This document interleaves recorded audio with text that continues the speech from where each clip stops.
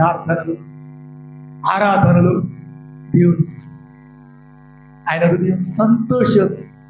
అలాగనే నువ్వు మోకరించి ప్రార్థించి సర్వలోకమును మహిమతో నింపబడినదని యెషయా చూస్తున్నాడు కనుక అలాగ నేను ప్రార్థనలో హల్లెలూయా.